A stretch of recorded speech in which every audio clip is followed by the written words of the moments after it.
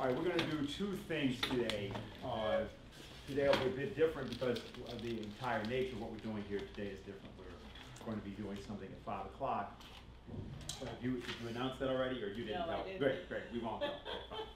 Well, actually, that's a spiritual exercise. What we're doing in today's class is we are discussing a couple of matters in a certain way, as a way of attempting to carry out, as best we can, LaRouche's admonition, I'll put it that way, that the people conducting the Manhattan Project have to do it at the highest possible level. Now, today happens to be a very useful day to do this on, particularly since we happen to have today, March 7th, is said to be the 50th anniversary of the beating of civil rights demonstrators, Selma. And to that end, Barack Obama has gone to Selma today, and he's probably just concluded speaking. I only started with this because it's by way of bringing up something which leads into what we want to show here. Barack Obama being at Selma is about equivalent to Hitler being at Auschwitz. Now, one has to understand, I don't say that lightly. I say it because I know the people, some of the people, who authored Selma, who actually created the basis for Selma. And we worked with those people for many decades, as many of you know. But it's of relevance because the real question is, why is he there? He's there because of what's happening in Ukraine. Because what's happened in Ukraine is that authentic, real Nazis, not neo-Nazis, not people who read about Hitler and decided to put on a uniform with a swastika, but the people who actually are the direct descendants of the people that were responsible for the killing of 22 million Russians, are now in power as a result of Barack Obama and Victoria Nuland and those that gave them their orders. My God. His being in Selma is sort of like, for those of you who may remember the old film The Godfather, Michael Corleone being at the christening of his godson at the moment that several dozen mafia leaders are being executed. That's the character of what you're seeing portrayed. And it is that character which accounts for many of the actions of our fellow citizens that you would otherwise find merely tragic or bizarre. Like, for example, the suicide rates. And we've all, all of us can tell stories about that. You had, for example, you have now record suicides among people between the ages of 40 and 64 in the United States. You have record suicides among young people. You had this young student who was 10 years old, who killed himself the day before yesterday because of some fight, jumped out of a second-story window. But out in California, in a classroom, a 31-year-old teacher hanged herself at the beginning of the school period at 8:30 in the morning, and which was a perfect thing for her students to find. That's who found her, hanging from the ceiling. Now, when you're seeing things like that, you can try to say, well, or try to look at the individual behavior. But one of the phrases that you often hear attached to these moments, they showed no signs of being depressed. You keep hearing this from various people. We had no idea that they were thinking that. Or the famous, the couple, there's a murder-suicide of a couple next door, and people said, but they seem like such nice people, and they often said hello every morning. Okay? So no one bothers to think that if that's the case, maybe everybody is crazy.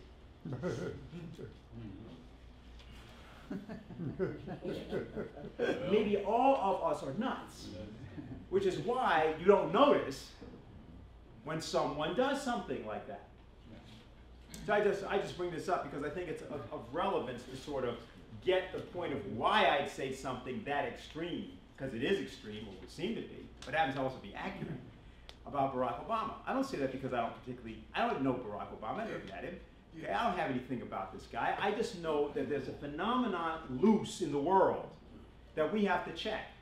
I was on a conference call a couple nights ago, and someone was asking me about the fact that Netanyahu had come to speak, and Barack Obama didn't want him to speak, and what did it mean that Barack Obama had opposed Netanyahu speaking? I said, well, you know, if you say to me that Nero criticized Caligula for doing something that was over the top,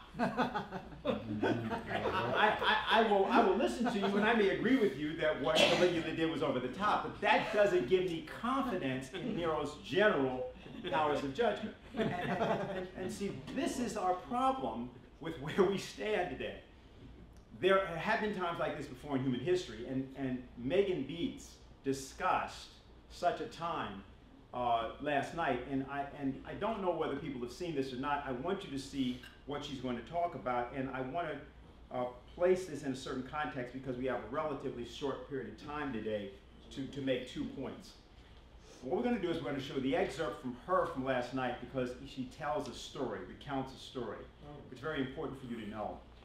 And I will go right to that, and then I'll make a comment, not so much about what she's saying, because I think what she's saying stands on its own, but I'll make a comment related to another moment in human history, like the one she's going to discuss, and that is the Greeks and the Greek challenge to the Persian and Babylonian oligarchy in the period of 490 BC. So, all right, why don't we play this now?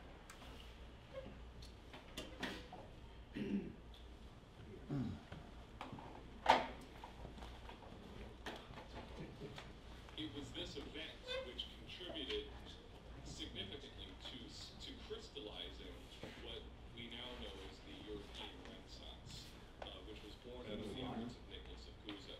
And what Mr. LaRouche emphasized today is that this is a history that very few people know anything about, but it's very significant, not only from the standpoint of allowing people to understand what the true creative forces are that move and shape history, which is something that Benjamin Deniston elaborated quite extensively at the conclusion of last week's broadcast.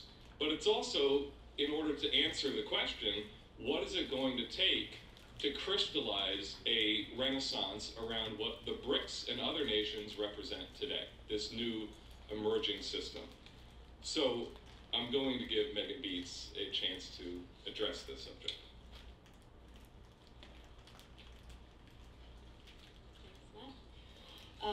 I want to start just by reading something that Mr. LaRouche had to say last Saturday on exactly this question.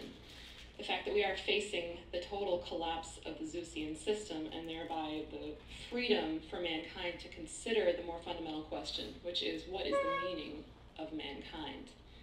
So he said, mankind is located, his identity is located in what he or she contributes to the future of mankind. Not how long they live, but what they contribute to the future. And people who are serious order their lives on the basis of realizing a necessary improvement to the existence and the persistence of their lives, their own lives. It does not lie in any other simple explanation. All people die.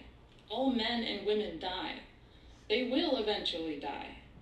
So what's the meaning of their life? The meaning of their life is what they contribute to the future of mankind.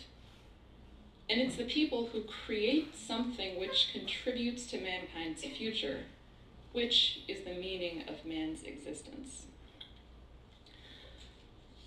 So, in 1431, Joan of Arc is burned at the stake at the age of 19 after a grossly corrupt 1-year imprisonment, torture, and trial at the hands of the rotten French lackeys of the proto-British Empire and their Venetian sponsors. These were the people who believed in the system of Zeus, and that if they just carried out their lackey tasks, such as this corrupt trial and torture of Joan of Arc, that they might perhaps survive themselves. This empire was so terrified of this 19-year-old woman that they burned her twice in order to ensure that there was nothing left of her body.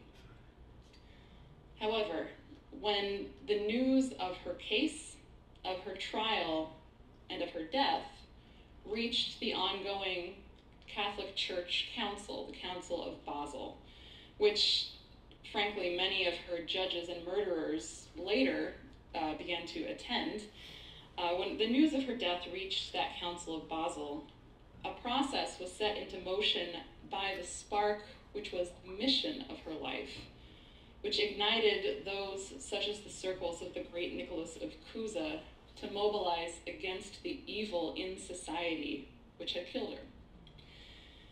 Now, during that council, Cusa wrote in a document that he produced for the council in 1433, contrary to the Zeusian faction in attendance, on the true nature of government, which was really a treatise on the true nature of mankind and natural law.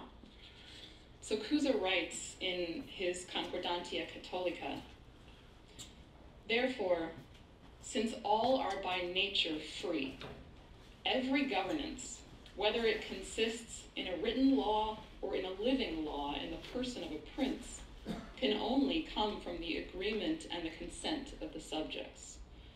For if men are by nature equal in power and equally free, the true properly ordered authority of one common ruler, who is their equal in power, can only be constituted by the election and the consent of the others.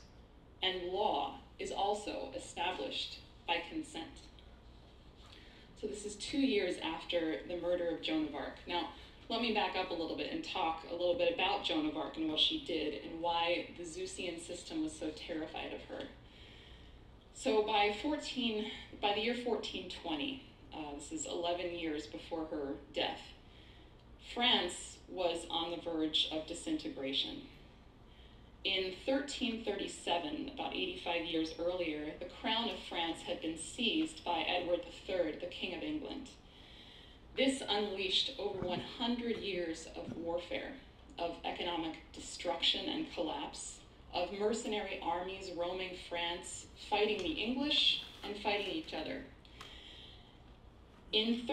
By 1347, between the years 1347 and 1351, 4 years later, a quarter of the population of Europe was wiped out by the plague.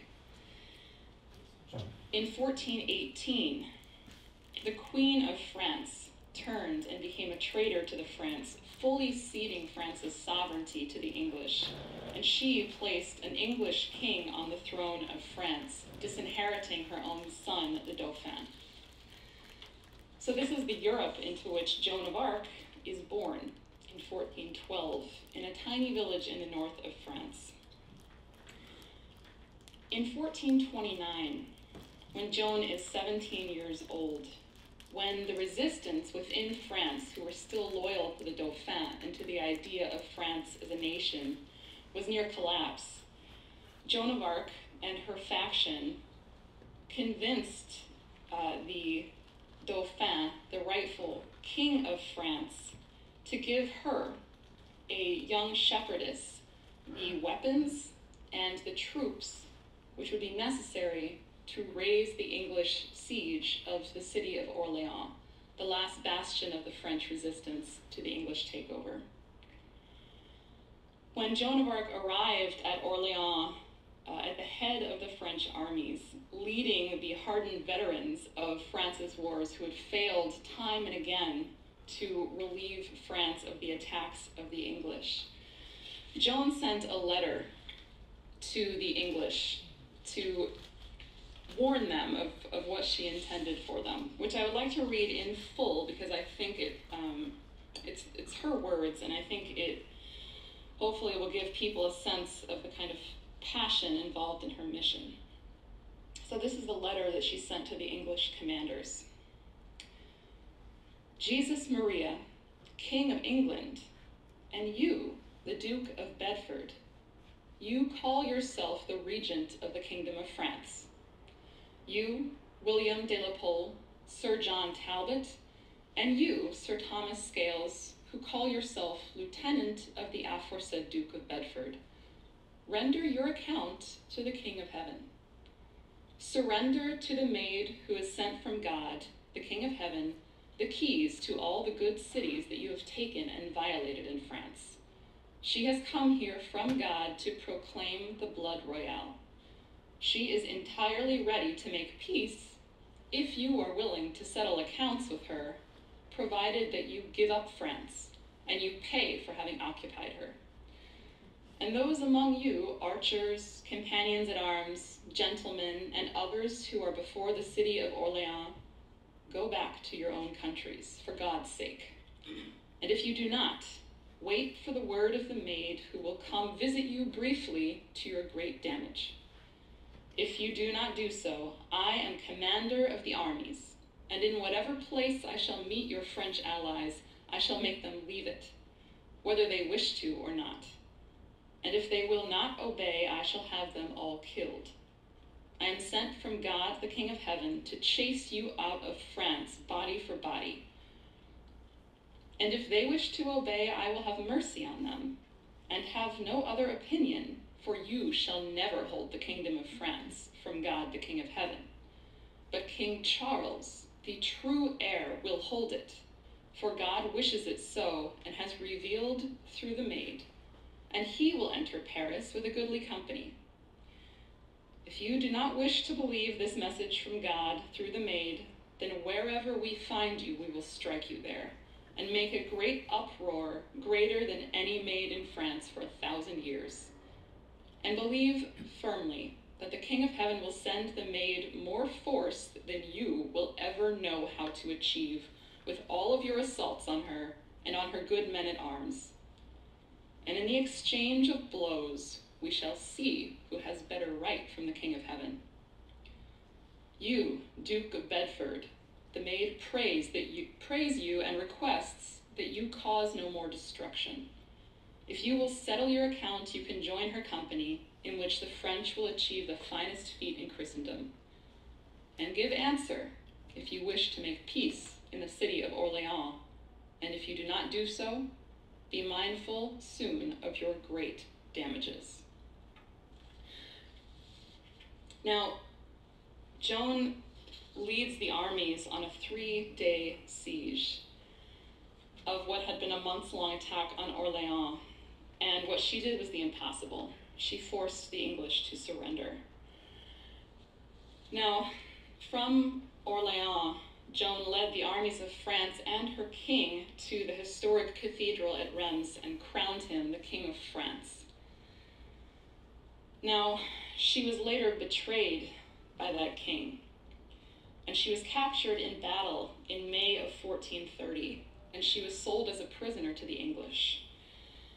And she was burned alive by the English and their French lackeys, who thought that they could eliminate her by burning their bodies to save their own skins. However, what Joan of Arc unleashed by her mission and by her victory against the evil which killed her is something which is not locatable within the bounds of the actions that she took during her own mortal life. The process that was unleashed, which was led by Nicholas of Cusa, took what Joan of Arc represented as a mission and her passion for the freedom and the sovereignty of the people of France as a nation, and made this the mission to free all of mankind from the Zeusian empire and to crush the evil in society which burned her alive. So in 1435, 4 years later, the Pope that Cusa worked with helped to organize the Congress of Arras, which was attended by Cusa's collaborators, including the future Pope Pius II. And by September of that year, had organized a reunification of the warring factions within France to unite against the English occupation. 2 years later, Cusa left the Council of Basel as an emissary sent by the Pope to Constantinople, to Byzantium. And his mission was to bring back the representatives of Byzantium to the Council of Florence, or what became the Council of Florence in the shadow of the dome of Brunelleschi for the reunification of the Eastern and Western churches, which had been split since 1055. Now, Cuza succeeded in this great mission, and he brought back 700 representatives of Byzantium, including the Byzantine emperor, including the patriarch of the Eastern Orthodox Church, and including especially the complete works of Plato, which had never been seen by the West. And in 1440, just a couple of years later, Cosimo di Medici was inspired to mobilize a complete translation project of the works of Plato in establishing the Platonic Academy in Florence.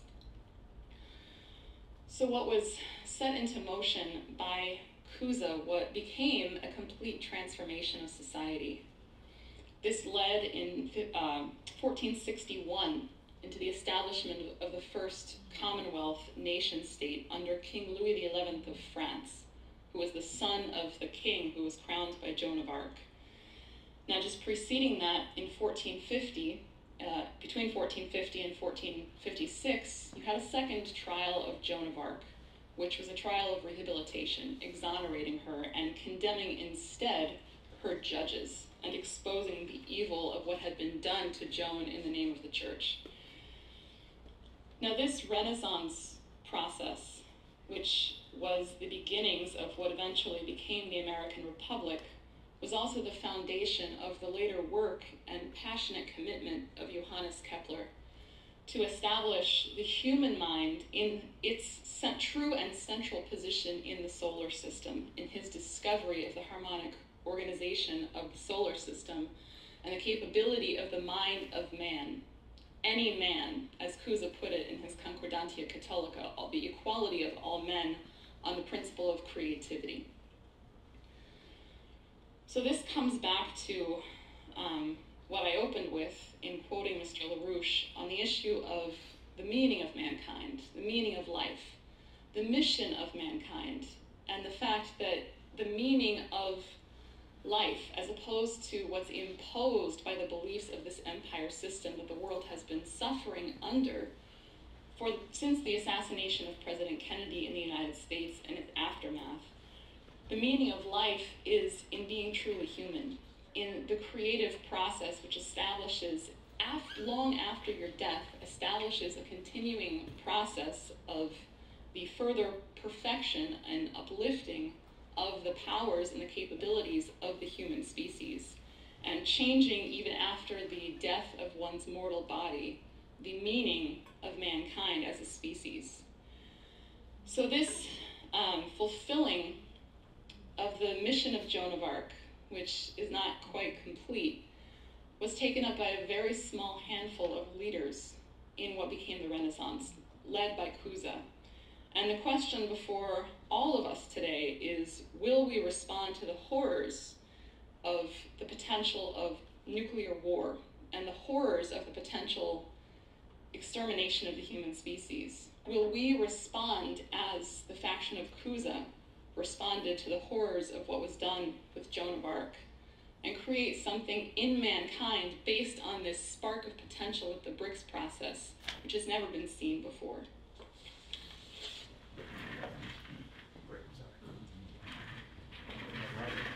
Okay. Thank you very much, Megan. Okay, and then we'll go to the other section. How long is it?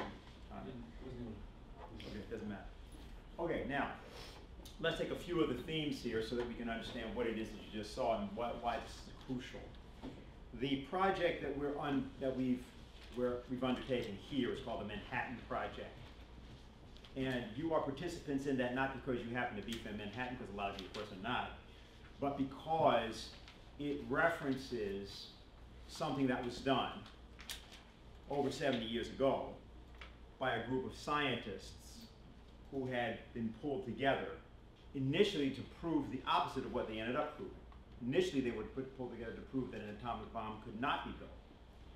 But by pursuing science instead of their own theories of science, they disproved their belief.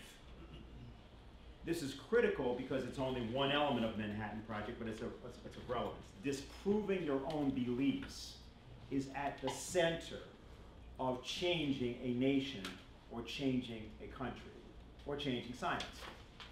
Disproving one's own beliefs. In the case of Friedrich Schiller, in his essay on universal history, as I referenced it a couple weeks ago, he refers to that as the philosophical mind that loves truth more than its own system and loves to unbuild itself, if you will, unbuild its own system.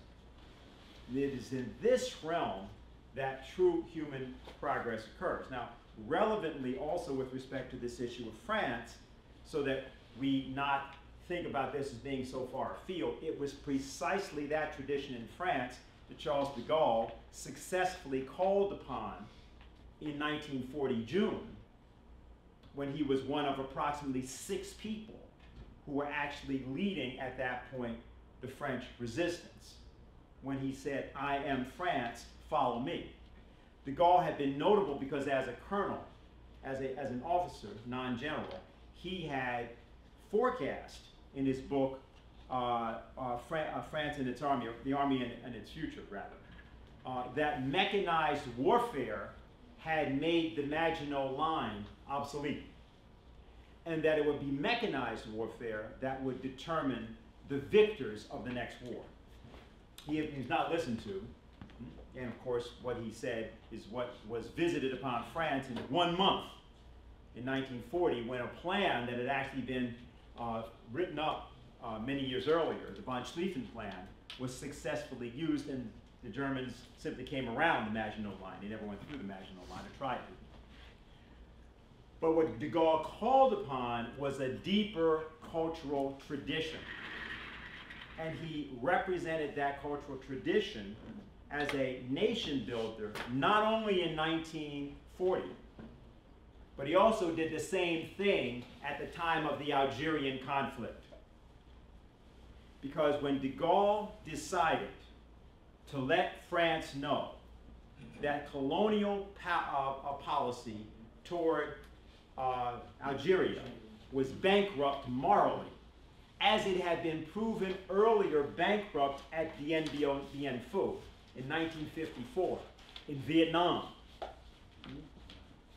where the French commander at Dien Bien Phu was so mortified by the successful operations conducted by General Giap and by Ho Chi Minh against his army that he went into his headquarters and killed himself when he realized at the beginning of the battle, out of despair and out of the fact that as a racist he would refuse to surrender to a gook. This idea of seeing battles in history, such as the Battle of Orleans, that Joan fought and successfully fought. These battles in human history are not fought by great military leaders. They're fought by people who have vision and a vision of the future. Now, the Joan thing is particularly notable, of course, because this happened. You cannot deny what it was. You cannot deny her age, her apparent lack of qualifications, her clear lack of any earlier military experience whatsoever. You can't find anything like this, but it occurred. Why did it occur? Precisely because there was nothing like it that had ever occurred. One of the members of the LaRouche Policy Committee, Mike Steger, pointed out on a call on Thursday night that the nature of human beings and of being human is that what you must think about is that which has never been thought before. He talked about the fact that when you take a scientist like a Kepler or a Leibniz, what always happens is everything that these people represent gets reduced down to some set of formulas or laws or a few points, you know, like Lincoln, government of the people, by the people, and for the people. People say that phrase as though, you know, they know what that means. When it's in great evidence today in America that no one knows apparently what that means. Right. These phrases get reduced, and therefore what's not understood is that you can't actually get at these people by discovering or learning what they did. You have to discover how they got to know what they did. because they don't live in their product. Not true. Just like with the oligarchy, as Michael pointed out, they have to live in their foundations, like the Ford Foundation or the Bill and Melinda Gates Foundation. They believe that that's legacy. That is nothing. It isn't even human. Let me repeat that. It isn't even human. What is human is the capacity of each individual to discover what has never been discovered before, or to recognize such discoveries and act upon recognition of those discoveries together and in concert with others. Now, the musician Pablo Casals, who was a cellist, had a problem once in 1919. You might think that this isn't political because he was a great cellist, he was well known, people loved him. He decided that he wanted to create an orchestra. He, the great cellist, was going to create an orchestra, and he thought, of course, that people were going to be really, really excited about that. Here's what he says happened to him. This is in 1919. He said, making the decision for an orchestra was one thing.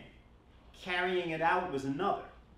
I expected certain problems, but I had no idea of the difficulties that I would encounter.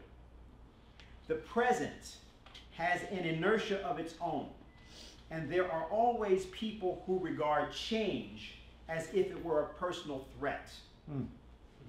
I found opposition in almost every quarter to my idea of starting a new orchestra in Barcelona. Wherever I sought cooperation among professors at the music schools, composers, civic leaders, I was told another orchestra wasn't wanted or it wasn't feasible. The press carried articles ridiculing my idea. Practically no one was willing to offer financial backing.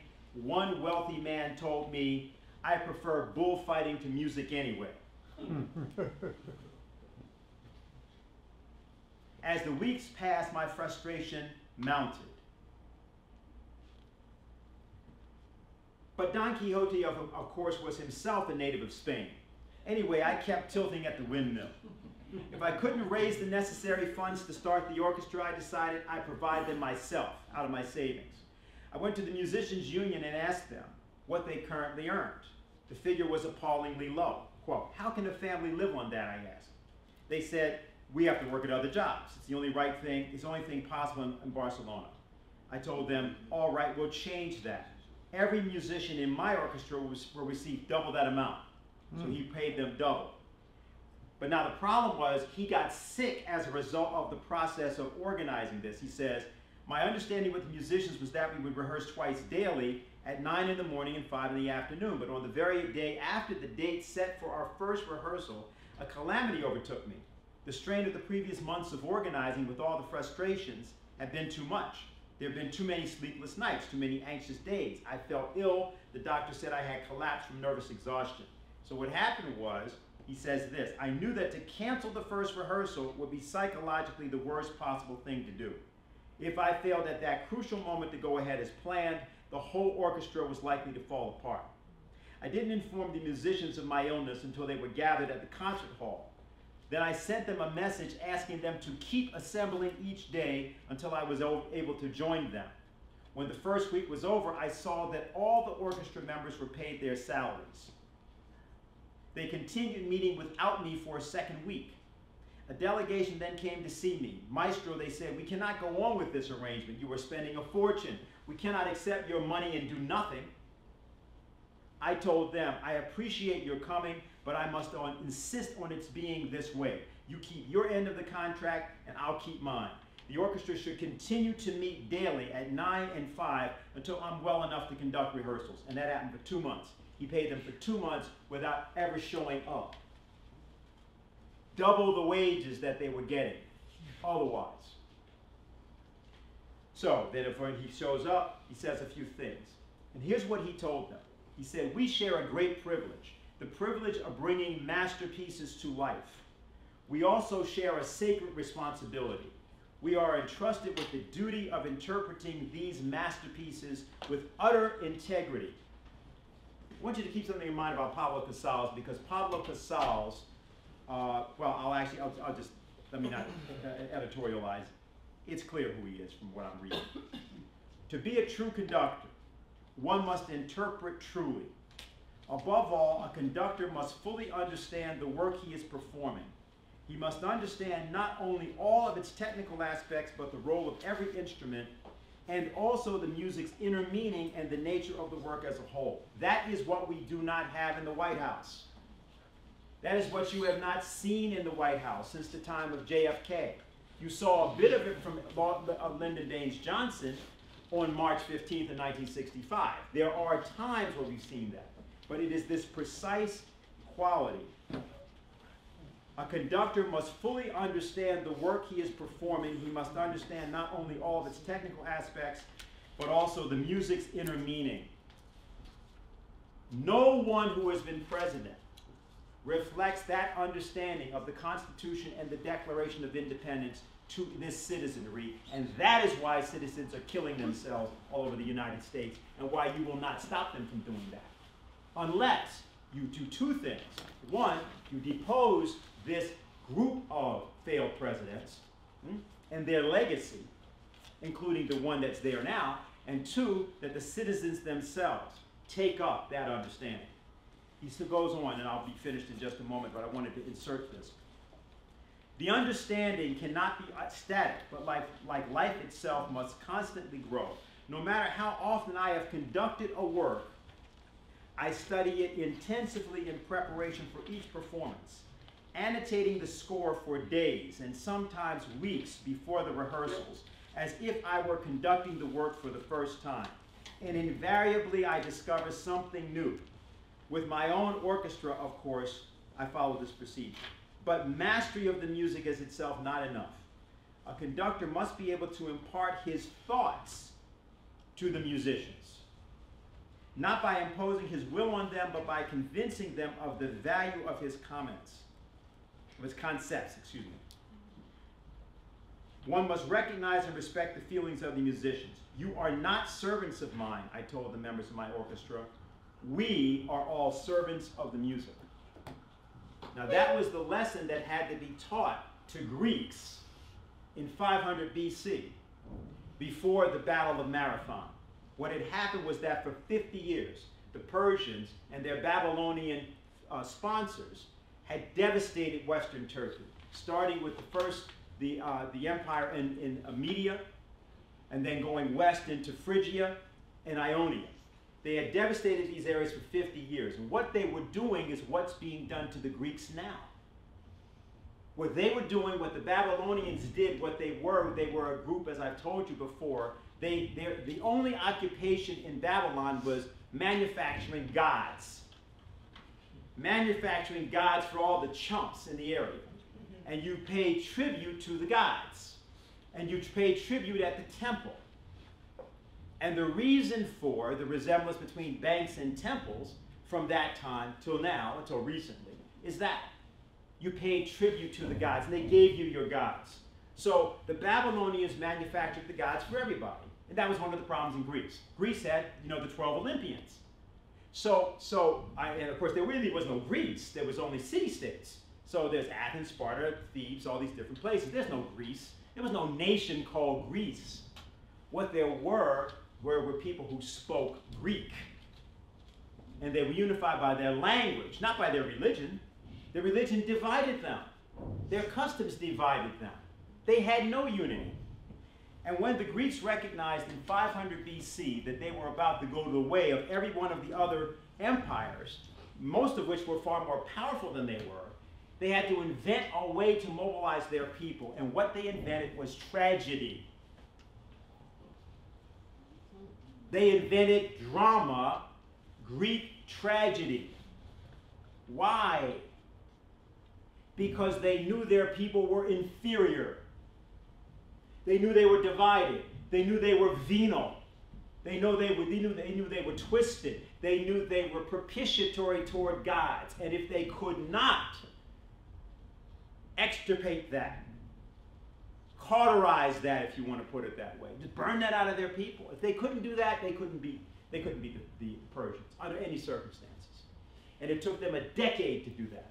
And that's where the dramatist Aeschylus and others came from. That's why they wrote drama. But it couldn't be banal. It couldn't be like today's movies, the things they give awards for today. It couldn't be what you're entertained by. Your entertainment has made you slaves. You know that. No, they didn't have slave entertainment. No, what they had was entertainment that challenged them to reject the tragedy they would see on the stage. Where people would shout from the audience, "Don't!" They could recognize that the so-called inevitability of the actions were not inevitable. This wasn't really perfected until the time of Plato, but which is what the Socratic dialogues are about.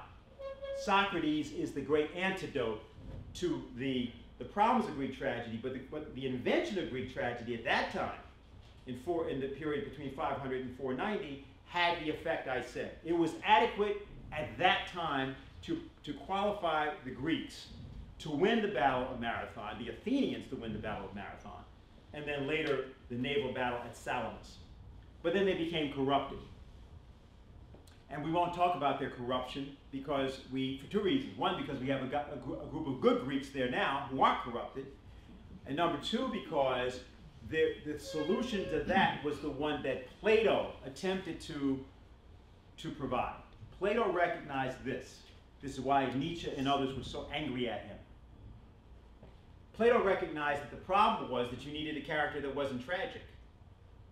And so he took his teacher, Socrates, and he created through the Platonic dialogues a means to train people to never submit to the tragedy of their own destructive, self-destructive ideas. I was going to say something different, I decided to edit it.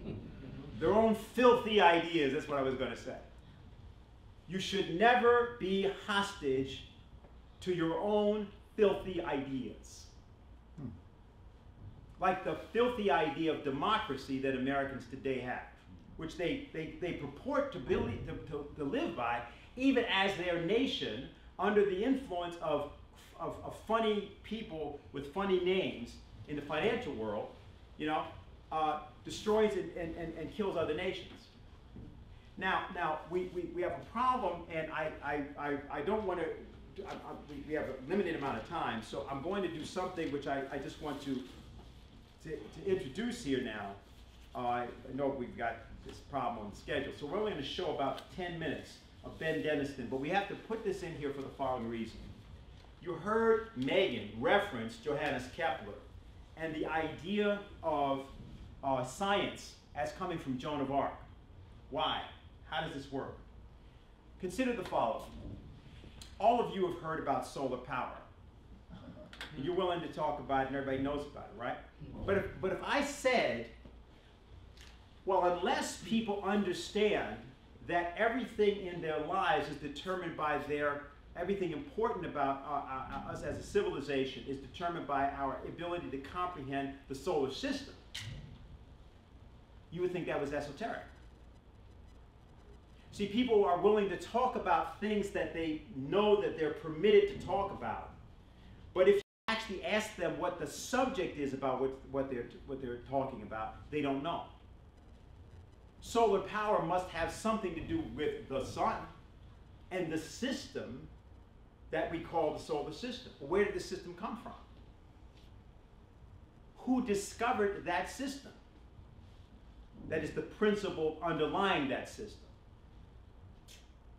You talk about solar power, but you have no idea about what the actual system, the physical system is, which the sun apparently determines. You say that's not interesting to you?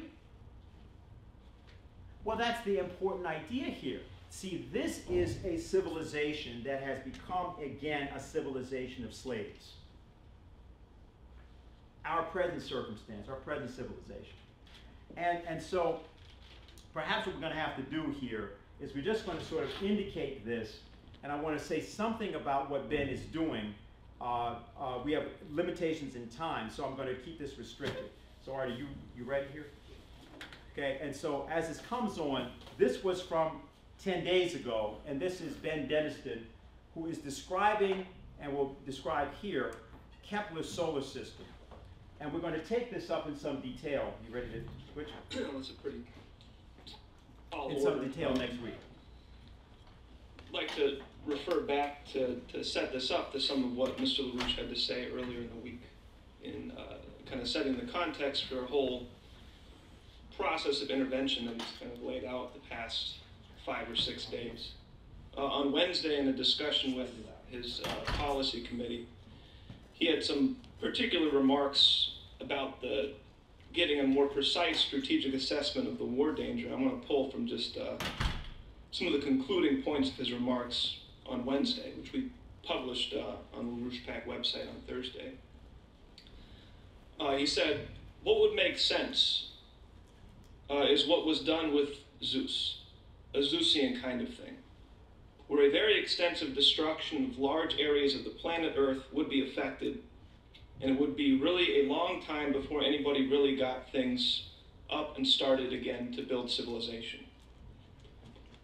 And Mr. LaRouche went on. He said, this is what we're talking about. This is strategy. This is what I'm talking about. We need a new renaissance, a serious renaissance. We understand how the human species behaves. We understand its evils as well as its good potential. And we must make an instrument which will do what has to be done to prevent the mass killing of the human population. To create a new kind of organization, a new kind of renaissance in the sense of Nicholas of Cusa's Renaissance. That's what we must do. We're getting indications that such potentials exist. They may be faint on the horizon, but they exist. And if we do our job properly, we can halt the genocide. And a little bit later, Mr. LaRouche went on, he said, Nicholas of Cusa's work was in that direction, along with others in the Renaissance. And that's the way we have to approach it. You have to take the principle of the Renaissance. You have to take the idea of the Renaissance from the standpoint of the long wait of Europe to become free of the Zeus atrocity. So those were excerpted from Mr. LaRouche's remarks on Wednesday. And in our meeting with him earlier today, he emphasized that he wanted this issue included in the discussion tonight. So I think it's important to start by emphasizing why it was that Zeus went after Prometheus. What specifically drove Zeus to chain and torture Prometheus? Now, as the ancient Greek playwright Aeschylus tells us, at least from what's available of his works to us today, Prometheus dared to bring fire, which was supposed to be just the knowledge of the gods. He dared to bring fire to the common people, to the mortals.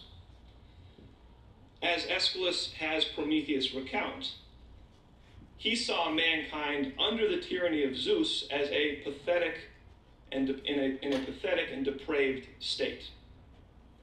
As Aeschylus has Prometheus say in his play regarding the mortals of the time, though they had eyes to see, they saw to no avail. They had ears, but they did not understand. But just as shapes in dreams, throughout their lengths of days, without purpose, they wrought all things in confusion. They had neither knowledge of houses built of bricks and turned to face the sun, nor yet of work in wood, but dwelt beneath the ground like swarming ants in sunless caves. They had no sign of either winter or a flowery spring or a fruitful summer on which they could depend, but managed everything without judgment. So this was the state of mankind under Zeus. And Prometheus, betraying Zeus's policy, intervened. Now, Prometheus is best known for having brought fire to mankind. But what else does that mean?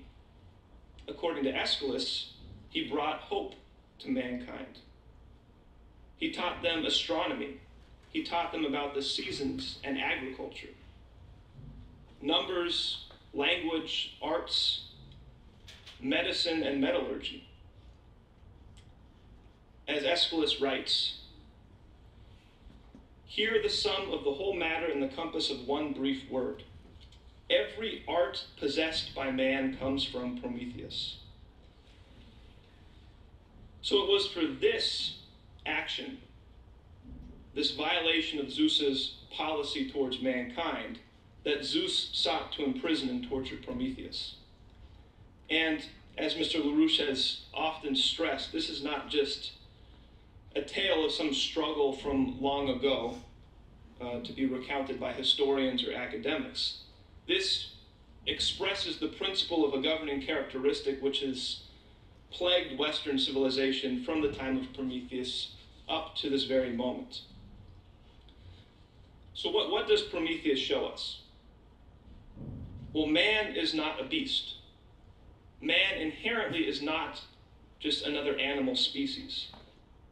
What we see in Prometheus is that it's the actions of Zeus, the active intervention of the Zeusian system, which condemns populations to this type of bestiality. And Prometheus dared to violate Zeus's system. And it was not simply by just giving things to mankind. It wasn't simply an act of charity, maybe the way people think about charity. But it was by allowing mankind to rise to the potential already inherent in mankind. That's what Prometheus was able to do. And as Mr. LaRouche emphasized this week in the quotes I read at the beginning, this became even clearer in the Renaissance with the work of Cusa and with the continuation of Cusa's work with Kepler. Again, mankind is not inherently a Zeusian species, even if Zeus has tended to dominate for long periods of time. Mankind, unlike any animal species, despite the desires of Zeus, has this unique power to act, to change his relationship to the universe, as Kepler demonstrated in his work. Kepler discovered the principle organizing the entire solar system. And he did so in a method which he, at a certain point in his life, developed and defined as his conception, his principle of harmonics, his principle of universal harmonics, harmony. And that is how he discovered the solar system. For example, I think to help illustrate and understand this, the fact of the matter is Kepler's discovery, the results of Kepler's discovery, are simply not at all possible to be derived from sense-perceptual interpretations of the universe. The results of Kepler's discovery are completely inconsistent with anything that man could derive simply from his sense perception alone. That Kepler, following Cusa, had already recognized that the fundamental principles of the organization of the universe were not accessible to mankind through the senses, nor from any types of interpretations or developments based upon conceptions derived from sense perceptions. This being the case, yet mankind still demonstrates a certain unique quality of progress. So what then, if not sense perception, is the basis for mankind's demonstrated ability to scientifically progress? Now, as Kepler demonstrated, and also very explicitly discussed when he spoke of his work and his discoveries, and the work leading into his discoveries, the subject of science really is the study of the unique characteristics and powers of the human mind specifically. That Kepler, very explicitly following Cusa, looked directly to the nature of the human mind and human creativity, because it's the human mind which can perform actions which can uniquely enable mankind to understand and operate upon the fundamental principles organizing the universe. It comes from the human mind alone, as far as we know. So if we really want to more truthfully understand both the nature of mankind and the nature of the universe of which mankind is a part, we really have to change what most people today think of when they hear the term science. I think we can phrase this in a question as follows. We can ask, what is the universe such that the non-sense perceptual powers unique to the human mind alone have the potential to bring mankind into a greater coherence with the organizing principles of that universe? I think that's the type of question Kepler asked, Cusa asked, and we have to again ask today and seek further insights into. And I want to read that formulation again. We have to ask, what is the universe such that the non-sense perceptual powers unique to the human mind alone have the potential to bring mankind into greater coherence with the organizing principles of that universe? And I think this gets at, this was Kepler's conception of universal harmonies as he discussed in his Harmonies of the World. This was Kepler's basis for his discovery of the principle of the solar system, both in what he actually did, what he actually demonstrated in his life's work, and in how he correctly thought and wrote explicitly about his own work, and seeing his own work in a continuation of the work of Cusa. So the point is, this is a principle that really Zeus, or followers of Zeus, or believers in the Zeusian system, can't really understand directly.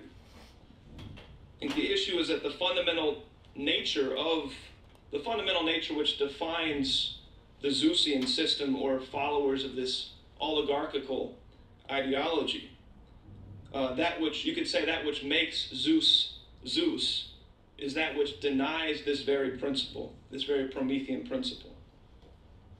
So, I think what's being put before you, the audience here today, by the entire discussion, is that we're at the historical time when we must rid society of this Zeus phenomenon as understood by Aeschylus, as expressed in the fight that Prometheus waged, and is being expressed today in its new form. It is recognized that the reality is that we cannot have general warfare today in the age of thermonuclear weapons. That is something that society has been realizing and struggling with for the last decades, that new reality. But I think Mr. LaRouche also recognizes that fact as the expression of the product of a deeper issue, which is that we can no longer have a Zeusian system, a Zeusian social structure in a thermonuclear age.